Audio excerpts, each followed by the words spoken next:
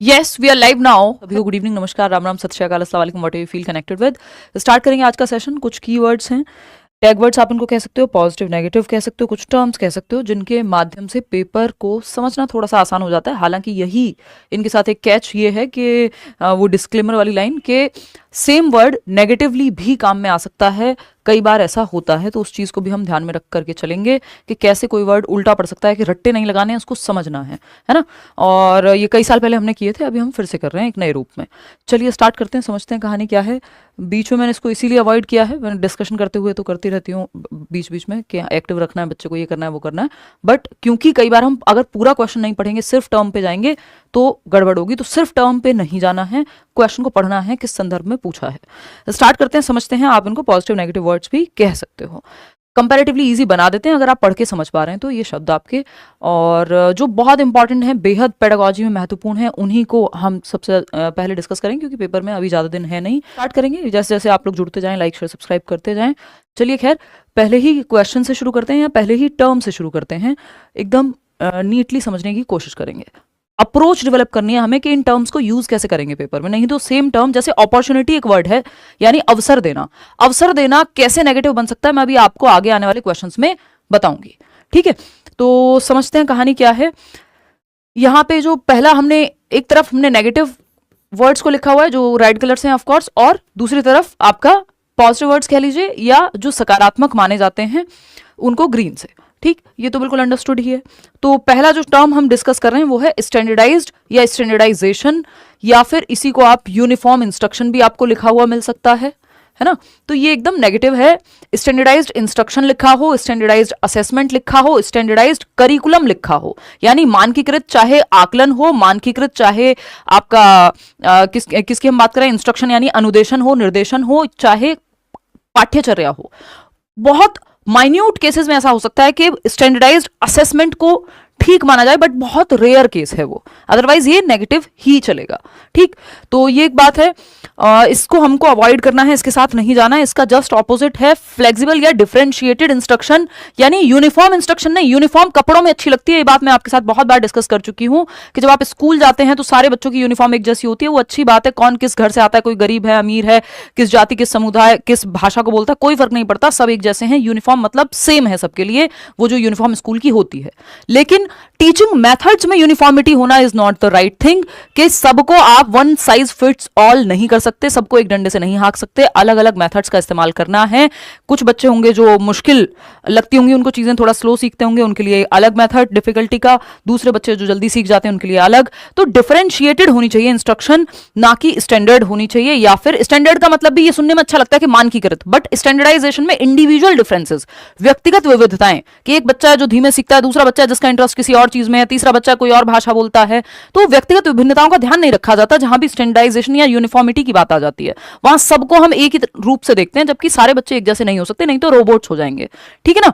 तो हमको फ्लेक्सिबिलिटी, और क्योंकि स्टैंडर्डाइजेशन या यूनिफॉर्मिटी किस तरफ लेके जाती है हमें, ये लेके जाती है हमें रिजिडिटी की तरफ, जिसको हम कहते हैं ठोस होना या जिसमें लचीलापन ना हो। हमें जाना है फ्लेक्सिबिलिटी की तरफ। फ्लेक्सिबिलिटी है डिफरेंशिएटेड इंस्ट्रक्शन में, यानी विभेदी अनुदेशन में। क्वेश्चन कर लेते हैं तो आप बेहतर समझ पाएंगे इस चीज को। क्वेश्चन पढ़िएगा, what should be the pedagogical strategies in a classroom with diverse learners. क्योंकि बच्चे की क्लासरूम कैसी होगी, डाइवर्स होगी, यानी ऐसी कक्षा होगी जहां विविध शिक्षार्थी हैं, मल्टीपल तरह के बच्चे हैं, है ना। एक बच्चा है जो एक भाषा बोलता है, दूसरा बच्चा है जो किसी अलग जाति समुदाय से आ सकता है, तीसरा बच्चा है जो वंचित समूह से भी आ रहा होगा। तो हर तरह के बच्चे हैं, डाइवर्सिटी है, विविधता है क्लास में, सब एक जैसे नहीं है। तो कौन सा मेथड या पेडागोजिकल स्ट्रेटजी, बात वही है, पेडागोजिकल स्ट्रेटजी मतलब शैक्षणिक रणनीति बेहतर होगी ऐसी क्लास में जहां विविधता वाले बच्चे हैं। सारे बच्चे वैसे भी सेम नहीं होंगे। रीजनेबल एकोमोडेशन, यानी आपको क्या करना है, उचित समावेशन करना है। एकोमोडेशन बहुत ही प्यारा शब्द है कि आपको एकोमोडेट कर लेना है, एक तरह से इंक्लूड कर लेना है या चेंज कर लेना है अपने मेथड में या स्ट्रेटजीज में। बात तो सही लग रही है। स्टैंडर्डाइज्ड असेसमेंट, मानकीकृत मूल्यांकन, अलग अलग तरह के बच्चे हैं तो एक ही मेथड से मूल्यांकन क्यों करेंगे, स्टैंडर्डाइज्ड असेसमेंट क्यों करेंगे, नहीं करना है। डीकॉन्टेक्चुअलाइज्ड करिकुलम, ये तो एक तो संदर्भीकरण बहुत जरूरी है। डीकॉन्टेक्चुअलाइजेशन का मतलब है कि आप जीवन से नहीं जोड़ रहे हैं, ये अपने आप में एक टर्म है जिसको हम नेगेटिव मानते हैं, आगे डिस्कस करेंगे। फ्लेक्सिबिलिटी इन अप्रोच, फ्लेक्सिबिलिटी लिखा होता तो सही है, ये लिखा है इनफ्लेक्सिबिलिटी, यानी अनम्यता या फिर रिजिडिटी एक तरह से। यानी अप्रोच में या मेथड में कोई परिवर्तन है ही नहीं। तो परिवर्तन या डिफरेंशिएटेड इंस्ट्रक्शन जहां हम देख रहे हैं, यानी विभेदी अनुदेशन के जैसी जरूरत हो, नीड के आधार पे आप इंस्ट्रक्शन या मेथड को चेंज करिए। यह है रीजनेबल एकोमोडेशन में, यानी उचित समावेशन हम हर बच्चे का कर पाए। फ्लेक्सिबिलिटी हो, उचित समावेशन या रीजनेबल एकोमोडेशन में क्या है, फ्लेक्सिबली आप, यानी लचीलापन है, आपके मेथड्स चेंज करते हैं आप आवश्यकता के अनुसार। तो ये एक बात हो गई, क्लियर है होपफुली ये बात। तो हमको ये चीज ध्यान रखनी है कि स्टैंडर्डाइज्ड या मानकीकृत इंस्ट्रक्शन जो है, या यूनिफॉर्म इंस्ट्रक्शन या असेसमेंट करिकुलम, इनको अवॉइड करके फ्लेक्सिबिलिटी या डिफरेंशिएटेड इंस्ट्रक्शन की तरफ जाना है, जहां डिफरेंट डिफरेंट इंस्ट्रक्शन के मेथड हो। आते हैं नेक्स्ट क्वेश्चन पे और नेक्स्ट टर्म पे। नेक्स्ट टर्म क्या कहता है भाई, हम 18-20 के करीब ये टर्म्स करेंगे और लगभग जितनी भी इंपॉर्टेंट पेडागोजिकल बातें हैं वो इसमें आ जाएंगी। ठीक है, तो ओनली या फिर सेग्रीगेशन, जहां पे हमें ओनली ऑप्शन की तरफ लेकर के जाए, किसी एक ही तरफ झुका के रखा हुआ है पूरे क्वेश्चन को, पूरी बात को। ओनली या फिर सेग्रीगेशन, यानी ओनली में जनरली सेग्रीगेशन होता ही है, अलगाव होता ही है कि आप एक तरफ ले जाते हैं, कुछ बच्चों को अलग कर दिया है ना, या कुछ ही बच्चों के लिए कुछ स्पेशल करना क्लास में, वो गलत है। वहीं पॉजिटिव टर्म क्या हो जाएगा, इंक्लूसिविटी, यानी इंक्लूजन यानी समावेशन, हर बच्चे को आप समावेशित करके चल रहे हैं, चाहे वो किसी भी भाषा से आता हो, समुदाय से आता हो, पढ़ने में बहुत अच्छा गिफ्टेड हो, चाहे वो एवरेज हो। ठीक, अब क्या है यहाँ पे क्वेश्चन नंबर 2 क्या कहता है देख लेते हैं। असर्शन है, यानी अभिकथन है आपका, जैसे पूछे जाते हैं, only special children benefit from inclusive education. Inclusive education 5 number का टॉपिक है। समावेशी शिक्षा से सिर्फ फायदा जो है स्पेशल बच्चों का होता है, जिनकी स्पेशल नीड्स हैं, चिल्ड्रन विद स्पेशल नीड्स, यानी किसी को कोई लर्निंग डिसेबिलिटी है, कोई आपकी ऑडिटरी प्रॉब्लम है, या चलने फिरने से संबंधित कोई लोकोमोटर डिसेबिलिटी है, उन्हीं को फायदा होता है। नहीं, इंक्लूसिव का मतलब ये एजुकेशन फॉर ऑल, तो सिर्फ नहीं, यहां पे विशेष बच्चे ही लाभान्वित होते हैं। जो ही लिखा हुआ है या ओनली लिखा हुआ है, क्लासरूम सबके लिए, ओनली के लिए नहीं है कि सिर्फ 2 बच्चों के लिए है। ठीक, तो ये फॉल्स हो जाएगा।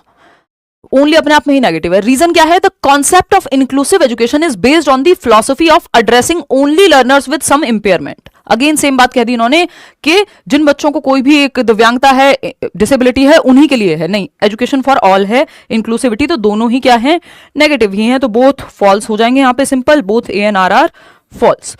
आगे बढ़ेंगे तो हमको समावेशन की तरफ जाना है, ना कि अलगाव की तरफ।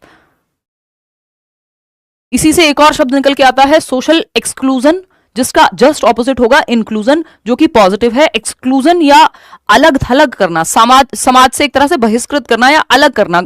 एक ग्रुप आपने बच्चे का अलग बना दिया, वो बच्चे जो बहुत अच्छे हैं उनको अलग बिठा दिया, बाकी बच्चों को अलग बिठा दिया, ये काम हमें नहीं करना, ये नेगेटिव टर्म है। एक सोशल एक्सक्लूजन नहीं, इंक्लूजन चाहिए हमको, यानी ग्रुप में या बच्चे जितने भी क्लास में हैं उन सबको एक साथ लेकर के चलना है, समावेशन करना है, ना कि सेक्लूजन करना है या एक्सक्लूजन करना है। ये सारे वर्ड्स, सेग्रीगेशन हुआ, सोशल एक्सक्लूजन हुआ, ये आपका सेक्लूजन हुआ, ये नेगेटिव शब्द हैं। ठीक, तो क्वेश्चन है, to cater to students from disadvantaged background teachers should practice, यानी अलग अलग जो बच्चे हैं वो आ रहे हैं, और बात हो रही है अलाभान्वित परिप्रेक्ष्य से आ रहे हैं बच्चे, यानी बच्चे जो हैं वो वंचित पृष्ठभूमि से आ रहे हैं, यानी वंचित हैं किसी भी आधार पे। हो सकता है समाज में उनको उस तरह से एक्सेप्टेंस ना मिली हो सकता है आर्थिक रूप से कमजोर हो सकता है कोई डिसेबिलिटी हो, इस आधार पे समाज ने अलग रखा हो। तो डिसएडवांटेज्ड बच्चे को क्या करेंगे हम, सोशल एक्सक्लूजन करेंगे? नहीं, सामाजिक बहिष्कार नहीं करना है हमको, क्या करना है, समावेशन करना है। सोशल मार्जिनलाइजेशन, अगेन वही नेगेटिव वर्ड हो गया कि आपने हाशिए पर रख दिया और उनको अलग थलग कर दिया। स्टैंडर्डाइज्ड करिकुलम अभी पढ़ा ही था कि ये नेगेटिव है, सबके लिए सेम नहीं होगा, मेथड, सिलेबस, सब कुछ उसमें चेंजेस या हर एक बच्चे के लेवल के हिसाब से हो, अलग अलग बच्चों के हिसाब से। ऐसा नहीं है कि आपका सिलेबस हर बच्चे के लिए अलग होता है, बट सिलेबस में हर बच्चे की नीड को ऑलरेडी समाहित करके वो बनाया जाता है। ठीक, डिफरेंशिएटेड करिकुलम में तो सारी ही एक्टिविटीज आ जाती हैं। तो अगर एक बच्चा है जो व्हील चेयर पे, तो उसको भी आप किसी जो भी गेम खिला रहे हैं तो उसको भी इन्वॉल्व कर सकें, ऐसा नहीं है कि सबके लिए सेम मेथड। तो डिफरेंशिएटेड इंस्ट्रक्शन यहाँ अपनाई जाएगी। वो बच्चा जो हाशिए पर है, डिसएडवांटेज ग्रुप से आता है या कोई भी डिसेबिलिटी है, क्योंकि इंक्लूड हमको सबको करना है, क्लास में इंक्लूजन चाहिए, ना कि सोशल एक्सक्लूजन। तो विभेदी अनुदेशन यानी वेरिंग लेवल ऑफ डिफिकल्टी पे पढ़ा पाना, अलग अलग प्रकार के बच्चे हैं, अलग अलग तरह से सिखा पाएं। एक और इंपॉर्टेंट टर्म होता है इंक्लूजन से संबंधित, आईईपी कहते हैं, जिसको मैं रिवाइज करा देती हूँ, इंडिविजुअलाइज्ड एजुकेशन प्लान, व्यक्तिगत शैक्षिक परियोजना या पाठ योजना, जिसमें आप स्पेशल बच्चों की नीड को ध्यान में रखते हुए, इंडिविजुअल नीड को ध्यान में रखते हुए अलग अलग लेसन प्लानिंग बनाते हैं या प्लान करते हैं।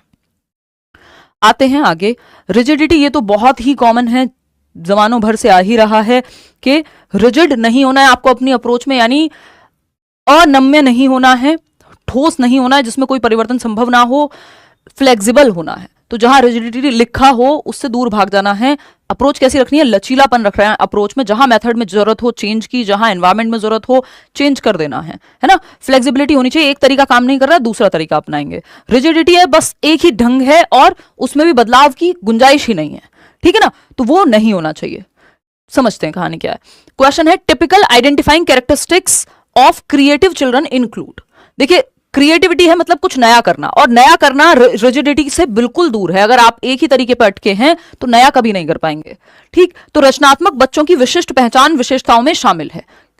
जो रचनात्मक बच्चे हैं उनकी क्या विशेषताएं होती हैं ये पहचानना है क्रिएटिव बच्चों की।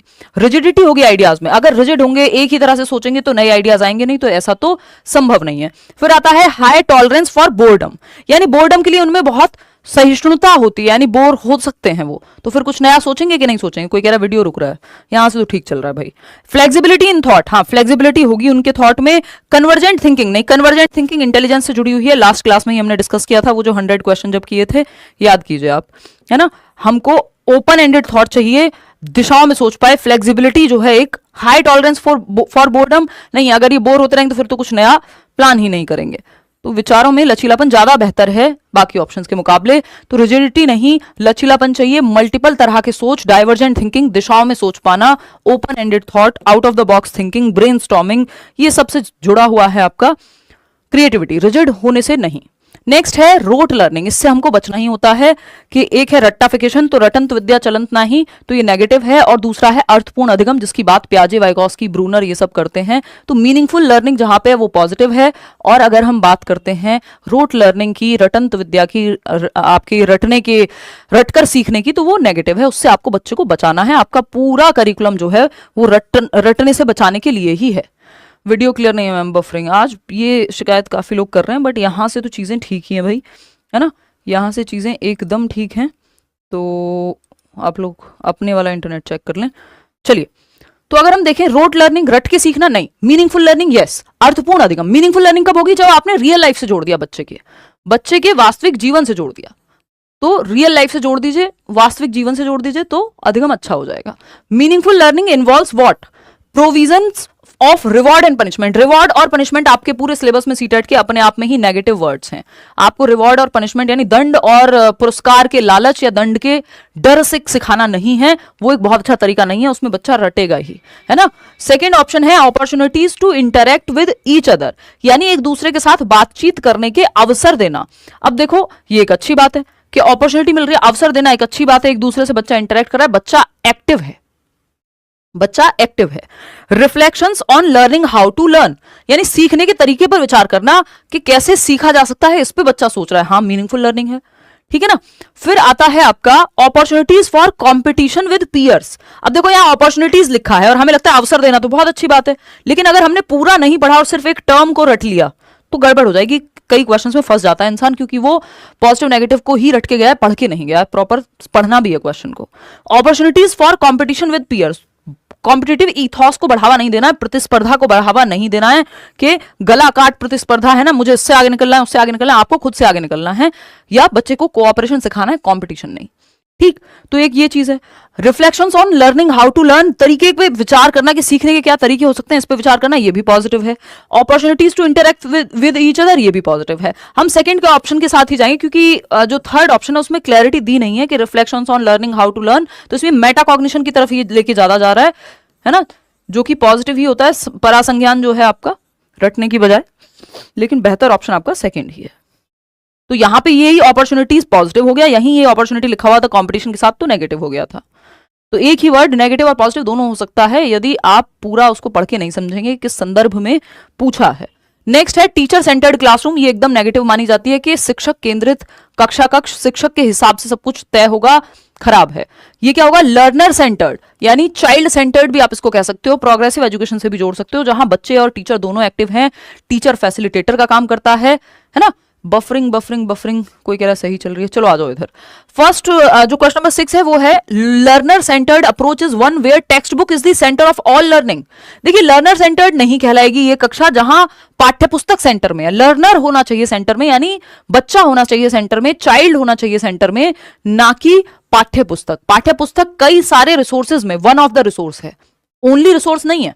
तो ये तो हो गया गलत।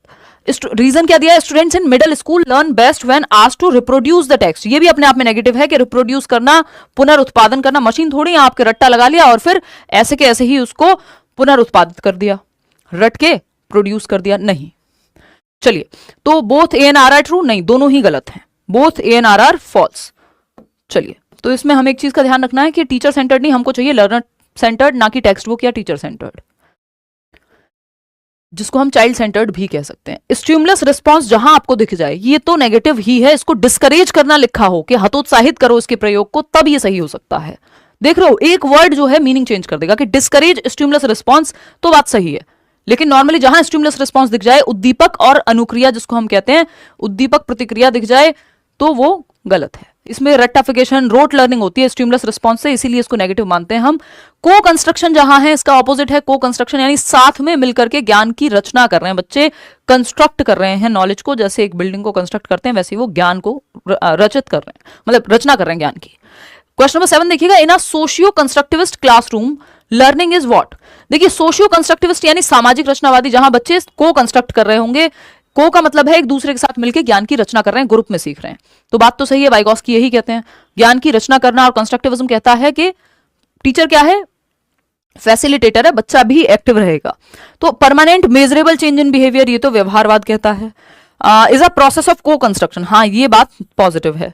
Happens by pairing of stimulus response, तो जहां आ गया वो नेगेटिव ही है कि उद्दीपक और प्रतिक्रिया को जोड़ दो, कि उद्दीपक हो सकता है आपके लिए मार्क्स हो सकते हैं, उद्दीपक हो सकता है कि आपको तेज आवाज नहीं सुनना पसंद, टीचर की डांट नहीं खाना पसंद, तो आप इसलिए रिस्पांस दे रहे हैं यानी पढ़ रहे हैं, तो ये तो करना ही नहीं है। Takes place when the students, या रिवॉर्ड मिलेगा तो वो स्टिमुलस हो सकता है, रिस्पांस है आपका पढ़ाई करना क्योंकि रिवॉर्ड मिलेगा, ये नहीं करना है। Takes place when the students are offered positive reinforcement, ये रीइंफोर्समेंट हुआ, स्टिमुलस रिस्पांस हुआ, इनसे बचना है पूरे पेपर में, कहीं भी ये दिख जाए तो। Second option is the right answer. को कंस्ट्रक्ट करना है यानी ज्ञान की रचना करानी है, बच्चे ग्रुप में सीख पाए हेल्पफुल तरीके से, एक दूसरे को हेल्प करके बेसिकली। क्वेश्चन नंबर 8 देखिएगा, और टर्म भी है 8। फियरफुल एनवायरमेंट, आपको भय मुक्त वातावरण चाहिए, भयपूर्ण या भय से भरपूर वातावरण नहीं चाहिए। कॉन्ड्यूसिव एनवायरमेंट चाहिए, यानी ऐसा एनवायरमेंट जो समृद्ध हो। समृद्ध मतलब बच्चे के अंदर जो पोटेंशियल है उसको बाहर निकाल करके लाए, बच्चा जहां अपनी बात कह पा रहा हो। तो कैसा एनवायरमेंट चाहिए आपको, कॉन्ड्यूसिव एनवायरमेंट चाहिए, ना कि फियरफुल एनवायरमेंट। तो डैश शुड बी, तो फियरफुल एनवायरमेंट एक नेगेटिव टर्म हो गया, वहीं conducive environment of course positive ही है। ठीक, dash should be the basis for a conducive classroom environment for learning, यानी क्या आधार होना चाहिए एक समृद्ध कक्षा के वातावरण का, यानी वो कक्षा जो बेहतर है, पॉजिटिव है। डैश अधिगम के लिए उचित कक्षा वातावरण का आधार होना चाहिए क्या, पहला ऑप्शन है principles of conditioning. Conditioning, reinforcement, punishment, stimulus, response, ये चारों शब्द जहां दिख जाएं इनसे बचना है। क्लियरली मैं एक बार और मेंशन कर देती हूं ये बात कि हमको जहां पूरे पेपर में क्या दिख रहा है, कंडीशनिंग दिख रही है, मान लीजिए, है ना, क्या दिख रही है, कंडीशनिंग, अनुबंधन कहते हैं जिसको हम हिंदी में, कंडीशनिंग हो गई, रिवॉर्ड, पनिशमेंट यानी दंड और पुरस्कार, इन सबसे बचना है। ये हम स्कूल में यूज करते हुए दिखते हैं बट इनको यूज नहीं करना है। और क्या होगा, स्टिमुलस, रिस्पांस, ये ऐसे शब्द हैं जहां दिख जाएं इनसे बचना ही है, ये नेगेटिव हैं। इनके आगे अगर ये लिखा हो कि इनको डिस्करेज करना है या यूज नहीं करना है तभी ये पॉजिटिव संभव है इनका पॉजिटिव होना, अदरवाइज ये नेगेटिव है। ठीक, तो कोऑपरेशन, कंपटीशन अगेन नेगेटिव ही है। कोऑपरेशन चाहिए हमको, इंडिविजुअलिज्म नहीं, यहाँ पे हमको कोलैबोरेशन चाहिए, यानी सहयोग और सहकारात्मकता के साथ बच्चे सीख रहे हैं, एक दूसरे की मदद करके। सेग्रीगेट नहीं करना है, बच्चे पे ठप्पा नहीं लगाना, लेबल करना अपने आप में नेगेटिव है, एक्सक्लूजन में ही आ जाएगा जो हमने अभी शुरुआत में पढ़ा था। तो एनवायरमेंट फियरफुल नहीं होना चाहिए, भय मुक्त होना चाहिए, कॉन्ड्यूसिव होना चाहिए, फ्रेंडली होना चाहिए। देखिएगा नेक्स्ट, ये तो आप जानते ही हैं कि एक्सट्रिंसिक मोटिवेशन को हम नेगेटिव देखते हैं, यानी बच्चे में अगर आपको अभिप्रेरणा या मोटिवेशन भरनी ही है मोटिवेशन क्या है? एक प्रक्रिया है जिसके माध्यम से आप किसी काम को शुरू करते हैं। आप मोटिवेटेड होंगे, अच्छा सीटेट करना ही है, तो किसी काम को आप शुरू करते हैं, फिर बनाए रखते हैं और फिर अचीव करते हैं उस उद्देश्य को। ये सारी प्रक्रिया मोटिवेशन में ही आती है। मोटिवेशन दो प्रकार की होती है, एक्सट्रिंसिक और इंट्रिंसिक। एक्सट्रिंसिक को हम बहुत पॉजिटिव नहीं मानते, हमें बच्चे में आंतरिक अभिप्रेरणा भरनी है, इंटरनल मोटिवेशन भी कह सकते हो आप इसको। इंट्रिंसिक मोटिवेशन तो ये बेहतर है, क्यों? क्योंकि इसका रीजन अंदर है। ये क्यूरियोसिटी हो सकता है कि जिज्ञासा के लिए बच्चा सीख रहा है, learning for the sake of learning, Joy of learning के लिए सीख रहा है, एंजॉय करता है किसी चीज को, जैसे गिटार बजाना, पढ़ना, किसी चीज को जानना, तो वो इंटरनल है। तो इंटरनल मोटिवेशन जागृत करना पॉजिटिव बात है। इंट्रिंसिक मोटिवेशन जहां है वो पॉजिटिव है। एक्सट्रिंसिक मोटिवेशन या एक्सटर्नल मोटिवेशन नेगेटिव टर्म है। क्वेश्चन है, intrinsic motivation amongst students can be increased by. आंतरिक अभिप्रेरणा को बढ़ाएंगे कैसे?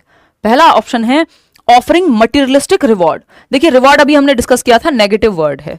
नेगेटिव रीइंफोर्समेंट अपने आप में नेगेटिव वर्ड है। पनिशमेंट अपने आप में नेगेटिव है। बचता क्या है? एक ही ऑप्शन है, focusing on the Joy of learning, यानी सीखने की खुशी पे या आनंद पे, कि सीखने से जो आनंद मिलेगा उसको एंजॉय करना। यानी रीजन इसमें अंदर है, जहां भी रीजन बाहर है इसका मतलब बाहरी अभिप्रेरणा या एक्सटर्नल मोटिवेशन की बात वहां हो रही है। ठीक है बात, आगे बढ़ेंगे। नेक्स्ट पॉइंट क्या है? एंटिटी व्यू या फिक्स्ड एबिलिटी। ये पिछले कई सालों से आ रहा है और बहुत ही महत्वपूर्ण हो गया समय के साथ। देखते हैं, एंटिटी या फिक्स्ड एबिलिटी व्यू की जब हम बात कर रहे हैं, एंटिटी व्यू या फिक्स्ड एबिलिटी यानी जो क्षमता है, आपकी एबिलिटी है, वो फिक्स होती है, यानी उसको बढ़ाया नहीं जा सकता। तो एक बच्चा जो फेल हो रहा है वो तो फेल ही होगा, क्योंकि क्षमता बढ़ाई नहीं जा सकती। ये गलत है, नेगेटिव है, ये एकदम बिल्कुल क्रॉस वाली बात है, यानी इसको हम एक नेगेटिव टर्म की तरह देखेंगे। वहीं इंक्रीमेंटल व्यू जो है उसको पॉजिटिव टर्म की तरह देखा जाएगा, कि एंटिटी का जो व्यू है, सॉरी एबिलिटी का जो व्यू है, उसको हम एंटिटी नहीं मान रहे हैं, यानी फिक्स नहीं मान रहे हैं, कि एक प्रोडक्ट नहीं है, रिजिड नहीं है, फिक्स्ड नहीं है। क्या है? इंक्रीमेंटल है, यानी अगर हम सीखना चाहें तो हमारी क्षमता बढ़ सकती है। इंक्रीमेंटल व्यू ये कहता है, और इंक्रीमेंटल व्यू क्या है? एक पॉजिटिव टर्म की तरह काम करता है, कि एबिलिटी को बढ़ाया जा सकता है, ये मानना है आपको। तो teachers should encourage children to think of ability as, ability को हमको क्या मानना है? इंक्रीमेंटल मानना है, यानी उसमें परिवर्तन संभव है, इंक्रीमेंट संभव है, बढ़ोतरी संभव है, क्षमता को बढ़ाया जा सकता है यदि बच्चा सीखे, मेहनत करे। And failure as what? तो इंक्रीमेंटल ढूंढ लो, फिक्स तो है नहीं। एबिलिटी फिक्स है तो फिर तो कोई कुछ कर ही नहीं सकता, जितना मिल गई उतनी क्षमता रहेगी, अब तो पढ़ना लिखना सब छोड़ दो, फिर नहीं। इंक्रीमेंटल है और शेमफुल और ह्यूमिलिएटिंग होना चाहिए एनवायरमेंट। फेलियर को ऐसे देखा जाना चाहिए कि यदि फेल हो गए तो बहुत शर्मनाक बात है, नहीं। यहां पे हम एबिलिटी को इंक्रीमेंटल देख रहे हैं कि क्षमता को बढ़ाया जा सकता है, और फेलियर को हम एक अपॉर्चुनिटी के रूप में देख रहे हैं कि अभी भी इंप्रूवमेंट का स्कोप है, यानी सुधार के अवसर के रूप में देखना फेलियर को, ऐसे हमको लेके चलना है। ठीक, आगे बढ़ेंगे नेक्स्ट क्वेश्चन पे। नेक्स्ट क्वेश्चन क्या है भाई, या नेक्स्ट टर्म क्या है? डीकॉन्टेक्चुअलाइजेशन, जिसको हम एक नेगेटिव टर्म मानते हैं, यानी गैर संदर्भीकरण बोलते हैं हिंदी में, और दूसरी तरफ है आपका कॉन्टेक्चुअलाइजेशन या फिर संदर्भीकरण। कॉन्टेक्चुअलाइजेशन या संदर्भीकरण, यानी संदर्भ से, जीवन से जोड़ दो, बच्चे की लाइफ से कनेक्ट कर दो। जिस भी चीज को आप पढ़ा रहे हैं तो एक परिभाषा को भी आप जैसे ही उदाहरण से जोड़ देते हैं, संदर्भ से जोड़ देते हैं, तो वो समझ में आने लगती है। वहीं डीकॉन्टेक्चुअलाइजेशन, जैसे ही कॉन्टेक्स्ट के सामने ये डी लग जाए मतलब नेगेटिव हो गया टर्म, यानी आप जीवन से नहीं जोड़ रहे हैं, रटवा रहे हैं, रोट लर्निंग की तरफ ले जाएगा। तो dash would be a contributing factor for children's academic failure. बच्चे फेल होते हैं असफल होने की या विफल होने के लिए कौन सा एक ऑप्शन जिम्मेदार है? कि उनको पढ़ाया नहीं जा रहा मीनिंगफुल तरीके से, या गैर संदर्भीकरण हो रहा है, सिर्फ रटवाया जा रहा है, तो ये एक फैक्टर हो सकता है। कोलैबोरेटिव लर्निंग तो पॉजिटिव टर्म है, कि सब साथ में मिलकर ग्रुप में सीख रहे हैं। इंक्लूसिव क्लासरूम पॉजिटिव है। डीकॉन्टेक्चुअलाइज्ड करिकुलम, यानी संदर्भ में नहीं हम पढ़ा रहे, जो आपका करिकुलम है, पाठ्यचर्या है, जो भी एक्टिविटीज हो रही हैं, वो बच्चे के संदर्भ से, उसके जीवन से नहीं जोड़ पा रही है, उसका कोई संदर्भ ही नहीं है, बस रटवाया जा रहा है। तो ये कारण हो सकता है बच्चे के फेलियर का, कि उसको समझ में ही नहीं आ रही चीजें। मीनिंगफुल लर्निंग तो पॉजिटिव है, तो third option is the right answer. आगे बढ़ेंगे, नेक्स्ट 12th टर्म है आपका स्टैंडर्डाइज्ड, और दूसरी तरफ है कल्चरली रिस्पॉन्सिव। अब स्टैंडर्डाइज्ड को कई तरीकों से इस्तेमाल किया जा सकता है, एक एक करके देख लेते हैं। टीजीटी का एग्जाम होगा कब, कुछ भी नहीं कह सकते इन एग्जाम्स को लेके अभी, देखिएगा। तो स्टैंडर्डाइज्ड यानी मानकीकृत, तो ये नेगेटिव ही है हर जगह पे अगर आप देखेंगे। कल्चरली रिस्पॉन्सिव की अगर हम बात करें तो ये अभी नया टर्म है, कुछ कुछ साल से ही, मतलब पिछले 1-2 बार से ही यूज करने लगे हैं पेपर में। तो कल्चरली रिस्पॉन्सिव का मतलब है डाइवर्स होनी चाहिए क्लासरूम और आप अलग अलग तरीके से सिखा पाए, है ना। तो बच्चे मल्टीपल बैकग्राउंड से आ रहे होंगे तो आप हर एक बच्चे को इंक्लूडेड फील करा पाए। रिस्पॉन्सिव आपकी टीचिंग, आप अपने बायसेस पे नहीं चलते हैं, ठीक। तो अगर हम देखें स्टैंडर्डाइज्ड यानी मानकीकृत, तो इसको इग्नोर करना है। यहाँ पे असर्शन क्या है, classroom pedagogy should be culturally responsive, यानी मेथड्स आपके कैसे होने चाहिए, सांस्कृतिक पृष्ठभूमि, विविध सांस्कृतिक पृष्ठभूमि को ध्यान में रखें। जहां अलग अलग भाषाएं, अलग अलग कपड़े, अलग अलग त्योहार मनाने वाले बच्चे हैं, उनको लेकर के जिम्मेदार आपके मेथड में परिवर्तन संभव है। बात तो सही है कि बच्चे की अलग अलग बच्चों की डाइवर्स नीड्स को आप कल्चरल बैकग्राउंड्स को शामिल कर पाएं, पॉजिटिव है ये तो, कल्चरली रिस्पॉन्सिव होना। Equity in classroom can be ensured only through, देखो एक तो ये ओनली आ जाए जहां, और स्टैंडर्डाइज्ड करिकुलम, दोनों ही नेगेटिव हैं भाई। आपको डिफरेंशिएटेड करिकुलम या मल्टीपल वेज फ्लेक्सिबल करिकुलम अपनाना पड़ेगा। तो A is true but R is false. Culturally responsive में मल्टीपल वेज अपनाने पड़ेंगे, ना कि एक ही तरीका या एक ही मेथड से आप सबको पढ़ाएंगे। नेक्स्ट टर्म है आपका इक्विटी और इक्वालिटी, जिसको हम पॉजिटिव मानते हैं। समता, इसमें पैरिटी भी लिख सकते हैं, समता या बराबरी। और वहीं अगर हम बात बायस की कर रहे हैं, यानी कि अगर हम बात पक्षपात की कर रहे हैं, तो ये नेगेटिव है, क्योंकि इसमें इनइक्वालिटी शामिल होती है। किसी भी एक तरफ आप झुके हुए हैं तभी बायस कहा जा रहा है आपको कि आप बायस्ड हैं किसी भी एक तरफ। वहीं इक्विटी और इक्वालिटी की जब हम बात कर रहे हैं, तो इक्विटी है समता, यानी नीड के अकॉर्डिंग समझना या एटलीस्ट बराबरी रख पाना जहां जरूरत हो, ठीक। तो स्टेटमेंट है teachers should constantly examine their own attitudes and biases while working with children. ये बहुत इंपॉर्टेंट है कि शिक्षकों को बच्चों के साथ काम करते समय लगातार अपने स्वयं के दृष्टिकोण और पूर्वाग्रह, वो पूर्वाग्रह आपके स्टीरियोटाइप भी हो सकते हैं कुछ, या आप किसी एक तरफ झुके हुए हैं ऐसा हो सकता है ना, कि आपको किसी जाति संप्रदाय या एक बच्चा है जो अच्छा दिखता है इसलिए आपको वो पसंद है ना, और प्यार से बोलता है तो इसलिए पसंद है, बाकी बच्चे नहीं पसंद है। आपको अपने बायसेस को भी चेक करना होगा। या एक अच्छी भाषा बोलता है तो आप उसके साथ उसको ज्यादा प्रेफरेंस दे रहे हैं, तो ये देखना पड़ेगा टीचर को खुद के बारे में भी। बात तो सही है या नहीं है, बिल्कुल सही है। रीजन क्या है इसका, the process of problem solving is hindered by functional fixedness. ये बात भी अपने आप में एक टर्म है, फंक्शनल फिक्सनेस, कि आप समस्या समाधान नहीं निकाल पाएंगे यदि आप एक ही तरीके पे अटक गए, किसी चीज के एक ही सॉल्यूशन पे अटक गए। तो बात तो सही है, लेकिन ये दो अलग बातें चल रही हैं यहाँ पे, है ना। तो both A and R are true but R is not the correct explanation of A, third option, ठीक। आगे बढ़ेंगे नेक्स्ट टर्म पे। नेक्स्ट क्या है, तो बायस से बचना है, इक्विटी और इक्वालिटी की तरफ जाना है। जेंडर स्टीरियोटाइप, देखिएगा जेंडर स्टीरियोटाइप आपके सिलेबस में 1 नंबर का जेंडर है। Gender as a social construct, यानी लिंग एक सामाजिक भूमिका या संरचना के रूप में। नहीं तो स्टीरियोटाइप कई तरह के हो सकते हैं किसी जाति, संप्रदाय, व्यक्तियों को लेकर के, लेकिन जेंडर को लेकर के स्टीरियोटाइप का मतलब ही आपने पहले से प्री कंसीव्ड नोशन बना के रखे हैं, अपने दिमाग में एक कहानी बना के रखी है कि इस जाति के लोग, इस संप्रदाय के लोग, ऐसे दिखने वाले लोग, इस स्टेट के लोग, ये भाषा बोलने वाले लोग, या इस जेंडर के लोग, कि महिलाएं कमजोर होंगी या पुरुष जो हैं वो रंगोली में तो बहुत ही खराब होंगे, या म्यूजिक में अच्छे नहीं होंगे, डांस में अच्छे नहीं होंगे। तो ये सब क्या है, प्री कंसीव्ड नोशन है जो चले आ रहे हैं, पहले से रूढ़िबद्ध हो गए हैं, है ना। और ये बिल्कुल भी साइंटिफिक है, जरूरी नहीं है, ठीक। तो जेंडर स्टीरियोटाइप का भी सेम ही है कि जो पहले से चला आ रहा है कि लड़के रोते नहीं है, लड़कियों को आप स्पोर्ट्स में मत डालिए, मैथ्स में कमजोर होती हैं, ये सब स्टीरियोटाइप हैं, इनमें लॉजिक कुछ है नहीं, ठीक। तो जेंडर स्टीरियोटाइप की जब हम बात करें तो ये नेगेटिव है, आपको इससे बचना है। जेंडर इक्विटी की तरफ लेके जाना है, यानी समता की तरफ लेके जाना है, नीड के अकॉर्डिंग।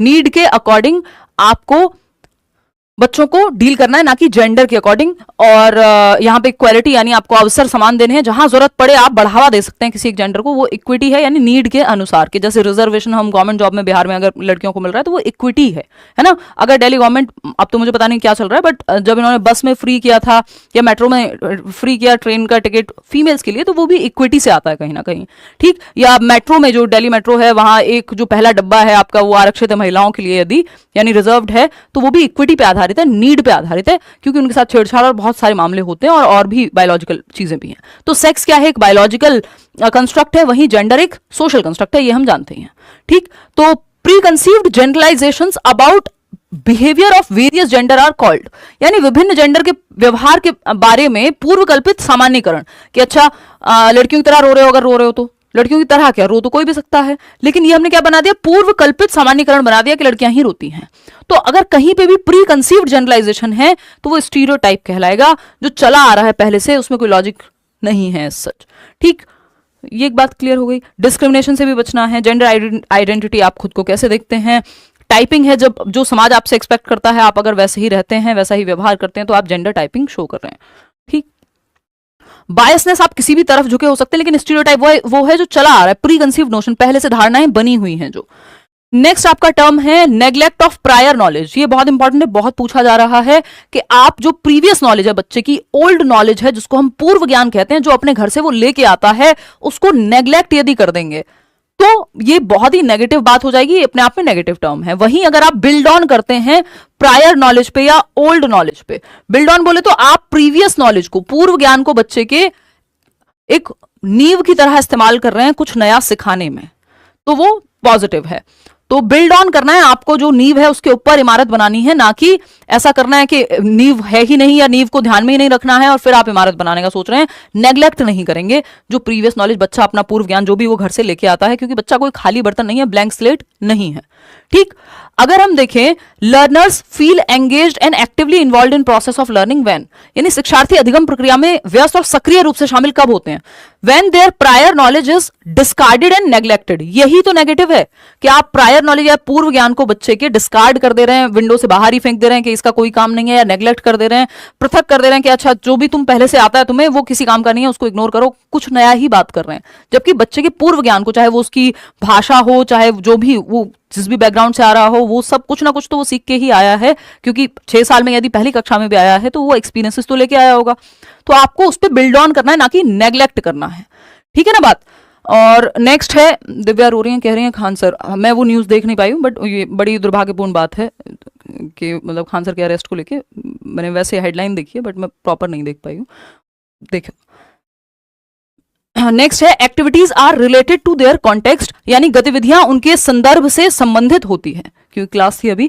गतिविधियां उनके संदर्भ से संबंधित होती है, यानी activities are related to the context, यानी जो एक्टिविटीज हैं वो संदर्भ से, यानी जीवन से जोड़ करके, एक सिचुएशन से जोड़ करके आप सिखाइए। चलो ठीक है। Focus on learning is repetition and memorisation. रटना जहां पे आ जाएगा, ये रटन विद्या से संबंधित है कि बार बार ड्रिल, रेपिटेशन, मेमोराइजेशन, ये नेगेटिव वर्ड है। Socio emotional needs of learners are ignored. ना तो इग्नोर करेंगे आप बच्चे की नीड्स को, ना ही उनको नेग्लेक्ट करेंगे, ना उसकी पूर्व ज्ञान को, ना उसकी नीड को, ना बच्चे के इमोशंस को। तो ये तो गलत ही हो जाएगा। बस सेकंड ऑप्शन ही सही है यहाँ पे कि activities are related to their context, यानी गतिविधियों को जब बच्चे के संदर्भ से, उसके जीवन से जोड़ देंगे तो वो सही हो जाएगा। ओल्ड नॉलेज इंपॉर्टेंट है बच्चे की, नया ज्ञान प्रीवियस नॉलेज पे ही बिल्ड करना है। फिर आता है 1 नंबर का टॉपिक आपका जो हर बार आता ही है, और एक टर्म जिसको हम ध्यान में यहां रखेंगे, रॉन्ग कॉन्सेप्शंस।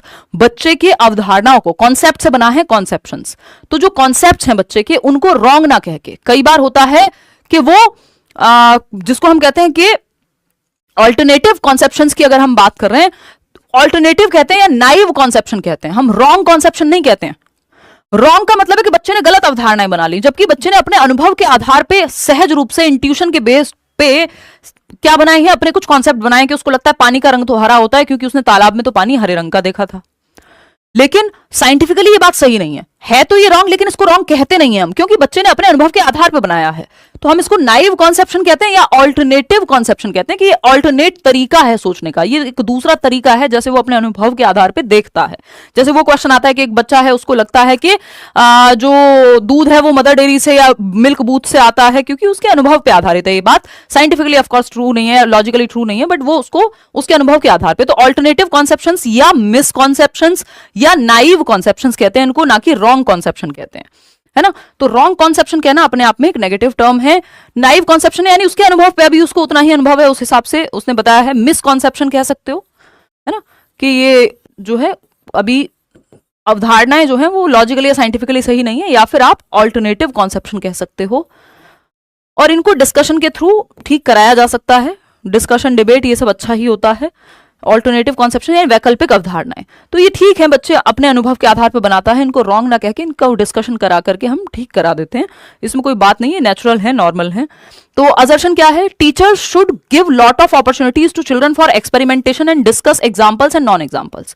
ये जो मिसकॉन्सेप्शंस या फिर नाइव कॉन्सेप्शंस हैं, ये एग्जांपल और नॉन एग्जांपल देकर के बहुत अच्छे से डील किए जा सकते हैं। एग्जांपल होते हैं जो डायरेक्टली उदाहरण है किसी चीज का, है ना, कि मैंने आपको कोयल का उदाहरण दिया और कहा कि वो एक बर्ड है। कोयल क्या है, एक बर्ड है, यानी एक पक्षी है, तो ये हो गया उदाहरण पक्षी का।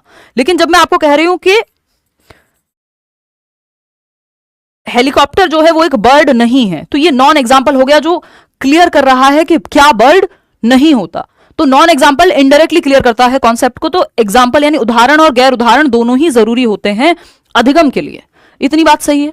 और मिसकॉन्सेप्शन इससे क्लियर होते हैं क्योंकि आप डायरेक्ट एग्जाम्पल दे रहे हैं, फिर आपने एग्जाम्पल दिया अच्छा हरे रंग का पानी देखा है, पानी तो फिर पानी का आपने ग्लास लाया और उसमें अलग अलग रंग मिलाया, अलग अलग कलर हो गए। तो एग्जाम्पल और नॉन एग्जाम्पल जब आप दोनों देते हैं तो मिसकॉन्सेप्शन क्लियर होते हैं बच्चे की, ठीक है ना। तो ये बात क्लियर है। देखिए, तो ये बात तो सही है कि आपको एग्जाम्पल और नॉन एग्जाम्पल, एग्जाम्पल वो जो डायरेक्टली किसी कॉन्सेप्ट को क्लियर करें, नॉन एग्जाम्पल जो उसके अराउंड आपको क्लैरिटी और दें, किसी टॉपिक को समझने में क्लैरिटी दें। रीजन क्या है? Constructive way of dealing with misconceptions in children is to provide counter examples. हाँ ठीक है कि आप अगर जैसे विपरीत उदाहरण अभी आपने दिए, डिस्कस किया कि अच्छा ये फिर तो पानी के रंग कई तरह के हो सकते हैं, डिस्कशन डिबेट ये सब होगा, बात सही है, फर्स्ट ऑप्शन सही हो जाएगा। आगे बढ़ेंगे तो रॉन्ग कॉन्सेप्शन ना कह के ऑल्टरनेटिव कह रहे हैं हम। ये भी बहुत इंपॉर्टेंट है जो नेक्स्ट टर्म है कि लर्निंग हो, डेवलपमेंट हो, सोशलाइजेशन सामाजिकरण हो, अधिगम हो, विकास हो, इनको आप प्रोडक्ट की तरह ना देख के प्रोसेस की तरह देखते हैं, लीनियर ना देख के, रेखीय ना देख करके। हम क्या कहते हैं इसको? स्पाइरल या वर्तुलाकार कहते हैं। इंपॉर्टेंट है, समझते हैं एक एक करके। प्रोडक्ट के रूप में ना देख करके, प्रोडक्ट के रूप में ना देख करके, या लीनियर यानी रेखीय ना देख करके कि स्ट्रेट लाइन नहीं है लर्निंग कि बस एक ही सीक्वेंस में सीधे सीधे होती चली जाएगी। ये क्या है? आगे पीछे जाता है। कई बार आप दो चीजें सीखते हैं, कई बार जीरो हो जाती है वो चीज, बिल्कुल नहीं आपको पता लगता कि अब आगे कैसे बढ़ूं, एक कॉन्सेप्ट क्लियर ही नहीं हो रहा, फिर से आप आगे जाते हैं कुछ कॉन्सेप्ट बना करके, ठीक। तो प्रोसेस या स्पाइरल जो शब्द है यानी वर्तुलाकार या प्रक्रिया के रूप में देखना पॉजिटिव टर्म है, प्रोडक्ट के रूप में या लीनियर देखना, किसी चीज को एक सीधी रेखा में देखना नेगेटिव है। तो इन दोनों शब्दों को आप ध्यान में रखेंगे, बहुत ही इंपॉर्टेंट है कि प्रोडक्ट पॉजिटिव नहीं मानेंगे हम, ठीक। प्रोडक्ट और प्रोसेस क्या भी समझेंगे। क्वेश्चन देखिएगा, schools should function with in frameworks which assess the finished product and learning outcomes. यानी क्या लर्निंग आउटकम आया और क्या फाइनल प्रोडक्ट क्या है उस पर ध्यान होना चाहिए, कितने परसेंट नंबर आए, टाइप्स जैसे असेसमेंट ऑफ लर्निंग होता है वो प्रोडक्ट की तरह कहीं ना कहीं देख रहा है अधिगम को। फिर अगर हम बात करते हैं रीजन की, इसका रीजन क्या है? लर्निंग इज, पहली बात तो ये नेगेटिव बात है, प्रोडक्ट की तरह नहीं प्रोसेस की तरह देखना है हमको लर्निंग को। Learning is tightly sequential and hierarchical, यानी सिंपल टू कॉम्प्लेक्स जाती है और हमेशा क्या है? सीक्वेंस में ही होगी। देखो हमेशा सीक्वेंस में होगी ये कहना गलत है, जैसा मैंने अभी बताया कि ऐसा नहीं है 2+2 रोज हर दिन बच्चा 2% ही सीख रहा होगा, सेम गति से सीख रहा होगा, बिल्कुल जरूरी नहीं है। कई बार आप ज्यादा चीजें सीखते हैं, उसके अगले दिन हो सकता है आपने 2 ही चीजें सीखी हो, उसके अगले दिन हो सकता है जो 2 सीखी थी उसमें भी कंफ्यूजन हो गया। तो आगे पीछे चलती रहती है लर्निंग। ऐसा नहीं है कि हमेशा सीक्वेंशियली होती है या लीनियर ही होती है, ये स्पाइरल है कि आज जो सीखा हो सकता है कल उसमें कंफ्यूजन हो जाए तो आप और पीछे आ गए वापस और यहां अटके पड़े हैं, फिर जब ये कॉन्सेप्ट क्लियर होगा आप और आगे जाएंगे, फिर हो सकता है किसी चीज में दिक्कत हो। तो ये स्पाइरल है लर्निंग, और लर्निंग को आपको प्रोडक्ट की हमेशा सीक्वेंस में हो ये जरूरी नहीं है, प्रोडक्ट की तरह नहीं। जो मॉडर्न व्यू पॉइंट है उस दिन समझाया था ना, प्रोडक्ट की तरह सिर्फ व्यवहारवादी देख सकते हैं इसको, है ना, लेकिन हमें प्रोसेस की तरह ही देखना होता है। नॉर्मल केस में दोनों की तरह देख सकते हैं, लेकिन मॉडर्न व्यू प्रोसेस की तरह ही देखता है कि अधिगम एक प्रक्रिया है जो आगे पीछे जाती है, स्पाइरल है। तो यहां पे हम कहेंगे कि दोनों ही बातें गलत हैं, क्योंकि हमको फिनिश प्रोडक्ट नहीं प्रोसेस के रूप में देखना है लर्निंग को। कहीं पे लिखा है दोनों गलत हैं, हाँ फोर्थ ऑप्शन में सही है। तो प्रोसेस या स्पाइरल के रूप में, ना कि प्रोडक्ट और लीनियर प्रोसेस के रूप में। इनएक्टिव प्रोसेस यानी अधिगम एक ऐसी प्रक्रिया है जो निष्क्रिय करेगी बच्चे को, बच्चा बोर होकर के सो जाए, नहीं, आपको बच्चे को एक्टिव रखना है, पैसिव नहीं रखना है। इनएक्टिव प्रोसेस या पैसिव रखना बच्चे को एकदम नेगेटिव है, हमें बच्चे को रखना है एक्टिव, यानी सक्रिय होगा बच्चा तो पॉजिटिव है। डिबेट्स में, परिचर्चा में शामिल होगा, डिस्कशन में, तो ये पॉजिटिव है। तो बच्चे को सक्रिय रखना है, ना कि नेगेटिव या इनएक्टिव नहीं रखना है, पैसिव निष्क्रिय नहीं रखना है कि बच्चा सो गया। जितना बच्चा एक्टिव होगा, लर्निंग बाय डूइंग हो रही होगी, वो ऑप्शन बेस्ट है, ठीक। असर्शन देखिएगा, ये सेकंड लास्ट क्वेश्चन है, हम लास्ट क्वेश्चन में पहुंच भी गए हैं, पता भी नहीं लगा। Teachers should encourage debates, discussions and collaborations among students. बच्चे एक दूसरे के साथ मिलकर कोलैब कर रहे हैं, कोऑपरेट कर रहे हैं, सहयोग कर रहे हैं, और क्या हो रहा है? डिस्कशन, डिबेट, यानी बच्चा एक्टिव है, तो ये तो पॉजिटिव बात है। रीजन क्या है? Knowledge production is an inactive process. Inactive कैसे हो जाएगा? कोई समान थोड़ी है बच्चा, बच्चे को एक्टिव रखना है आपको। And engagement in group activities hinders meaningful learning, कि जब बच्चा ग्रुप में सीखता है तो उसका अर्थपूर्ण अधिगम नहीं होता। नहीं भाई, जब वो पैसिव होगा, इनएक्टिव होगा, तब नहीं होगा मीनिंगफुल लर्निंग। तो ये तो गलत हो गया, ए सही है, तो A is true but R is false. तो आपको बच्चों को पैसिव नहीं रखना, एक तो इनएक्टिव नहीं रखना। लर्निंग एक एक्टिव प्रोसेस है, सोशल प्रोसेस है, जिसमें ग्रुप में बच्चा सीखेगा तो अच्छा रहेगा, डिस्कशन डिबेट के माध्यम से सीखेगा, बेहतर रहेगा। ठीक, आज के लिए आखिरी सवाल है, फटाफट से देखेंगे। Performance goals negative, mastery goals positive. Performance goals के साथ साथ एक और वर्ड यूज होता है जिसको हम कहते हैं फेलियर अवॉइडेंस, वो भी नेगेटिव है, वो भी नेगेटिव है। परफॉर्मेंस गोल पढ़ लेते हैं question. How does setting mastery goals impact a students motivation and views of ability. यानी महारत हासिल करने के जो लक्ष्य हैं, यदि वो निर्धारित करने से छात्र की अभिप्रेरणा और योग्यता के बारे में विचार कैसे प्रभावित होते हैं। यानी आप मास्टरी गोल ओरिएंटेड हैं कि बच्चा मास्टर बने किसी चीज का, इस चीज पे आप फोकस्ड हैं, तो कौन से ऑप्शन को आप सही मानेंगे, फटाफट से बताएं।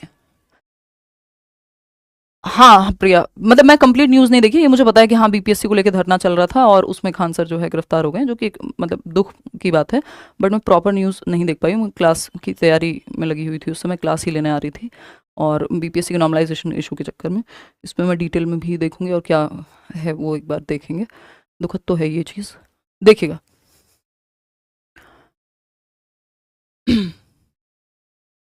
चलिए बहुत बढ़िया, क्या कह रहे हैं और बताओ। ओके, आपसे अच्छा कोई नहीं समझा सकता सीडीपी। अच्छा, धन्यवाद। हाँ तो इतने साल हो गए, अब तो बहुत सारे लोग जो है देख देख के ही समझाने लगे हैं। लेट्स लर्न सही। देखिए, तो अगर हम बात करें परफॉर्मेंस गोल्स, यानी जिसको हम कह रहे हैं लक्ष्य निर्धारित। अब यहां देखना है, how does setting mastery goals impact students motivation and views of ability. यानी आप एबिलिटी को कैसे देखते हैं, ये निर्धारित होगा मास्टरी गोल से। मास्टरी गोल में क्या है, आपको यह है कि आपको हर एक चीज का मास्टर बनना है, सब कुछ जानना है, सीख सकते हैं आप। तो मास्टरी गोल्स कैसे देखेंगे, एबिलिटी व्यू को इंक्रीमेंटल के रूप में, कि आपको हर चीज सीख लेनी है, जैसे वो रणछोड़ दास रेंचो था किसमें, 3 इडियट्स मूवी में। तो ये एबिलिटी को इंक्रीमेंटल देखेंगे। और मास्टरी ओरिएंटेशन से क्या आएगी, इंटरनल मोटिवेशन आएगी, क्योंकि आपका रीजन बाहर नहीं है सीखने का, आंतरिक अभिप्रेरणा अपने आप आ जाएगी। जब आपको नंबर के लिए नहीं पढ़ रहे हैं, आपको सारे टॉपिक आने चाहिए, मजा आता है आपको सीखने में, तो इंटरनल मोटिवेशन बढ़ेगी और इंक्रीमेंटल देखेगी। ये एबिलिटी का जो व्यू है वो आपका इंक्रीमेंटल होगा। वहीं बाकी दोनों में एंटिटी व्यू है एक तरह से, या फिर एबिलिटी को ये लोग, हाँ एंटिटी व्यू है, और दूसरा एक्सटर्नल मोटिवेशन है कि या तो नंबर के लिए पढ़ रहे हैं या फेल ना हो जाए इसलिए पढ़ रहे हैं, तो एक्सटर्नल हो गई मोटिवेशन, क्योंकि रीजन बाहर है। If it often implies enhanced intrinsic motivation and belief in the entity view of ability. Entity view, अगर एंटिटी व्यू का मतलब फिक्स्ड मान लिया आपने, और फिक्स्ड नहीं फ्लेक्सिबल मानना है आपको चीजों को, यही हम पूरे सेशन में डिस्कस करते हुए आ रहे हैं। एंटिटी व्यू मतलब एबिलिटी फिक्स है, अब आपके नंबर बढ़ के नहीं आ सकते, क्योंकि क्षमता तो बढ़ाई नहीं जा सकती, क्षमता तो फिक्स होती है। तो फिर अगर ये मान लिया आपने, तो मास्टरी ओरिएंटेशन में ऐसा नहीं होता, फिर आप मास्टर कैसे बनेंगे किसी चीज के, यदि आपने ये मान लिया है तो कि आप सीख ही नहीं सकते, फिक्स है जितना आता है। It often employs enhanced intrinsic motivation, यही बात हम अभी कर रहे थे, आंतरिक अभिप्रेरणा बढ़ेगी क्योंकि आपको मजा आएगा सीखने में, क्योंकि सीखने के लिए सीख रहे हैं आप, learning for the sake of learning. And belief in the incremental view of ability, यही बात अभी हमने की। It often implies enhanced extrinsic, नहीं मास्टरी ओरिएंटेशन में रीजन बाहर नहीं है, वो रेंचो को डिग्री भी नहीं मिली थी, कुछ नहीं मिला था, लेकिन वो सीख रहा था, तो इसमें एक्सटर्नल नहीं है, रीजन इंटरनल है, क्योंकि उसको सीखने में मजा आ रहा था। It often implies enhanced extrinsic motivation and belief in the incremental view, external नहीं है मोटिवेशन, इसमें इंटरनल होगी, क्योंकि आप नंबर के लिए नहीं पढ़ रहे हैं, आप जॉय ऑफ लर्निंग के लिए पढ़ रहे हैं, आपको चीजें जाननी है इसलिए पढ़ रहे हैं। बात सही है। तो सेकंड ऑप्शन यहां बेस्ट है कि आपको इंक्रीमेंटल व्यू को बढ़ाना है, और कैसे बढ़ाएंगे, मास्टरी ओरिएंटेशन से। और एनहेंस्ड मोटिवेशन होगी, क्योंकि इंक्रीमेंटल व्यू की तरह आप देख रहे हैं एबिलिटी को, कि यानी बढ़ाया जा सकता है क्षमता को यदि पढ़ाया जाए, मतलब पढ़ा जाए या सीखा जाए तो परफॉर्मेंस गोल्स रखना नेगेटिव हो गया, मास्टरी गोल्स रखना पॉजिटिव है। ठीक, अब ये अचीवमेंट ओरिएंटेशन के अंदर आता है, ये 3 प्रकार के होते हैं, जहां से आप देख सकते हैं। ये क्वेश्चंस आपके आज के लिए इतने ही हुए हैं, 19 में से कितने ठीक हुए वो आप बता दीजिएगा कमेंट में। बट ये टर्म्स जो हैं, एक बार ये पीडीएफ भी मैं इसका शेयर कर दूंगी टेलीग्राम चैनल पे, तो एक बार इसको 2-4 बार देख जरूर लीजिएगा कि कैसे ये प्रयोग हुए हैं, और इंपॉर्टेंट टर्म्स हैं जो सबसे ज्यादा पूछे जाते हैं रिपीटेडली। नहीं तो टर्म्स तो कितने भी निकाल सकते हैं हम लोग, पेपर में समय कम है तो लिमिटेड और इंपॉर्टेंट चीजें कर रहे हैं। अचीवमेंट गोल ओरिएंटेशन देख लेते हैं, यानी आपका गोल का ओरिएंटेशन कहां है, सेंटर कहां है किसी चीज को करने का, केंद्र क्या है, रीजन क्या है, वाय क्या है बेसिकली। ठीक, तो इसमें 3 प्रकार के होते हैं ये ओरिएंटेशन। निपुणता उन्मुखीकरण यानी मास्टरी ओरिएंटेशन, जो इंटरनल मोटिवेशन को बढ़ावा देगा, और इंक्रीमेंटल व्यू यानी क्षमता को बढ़ाया जा सकता है, इस व्यू पॉइंट से देखता है।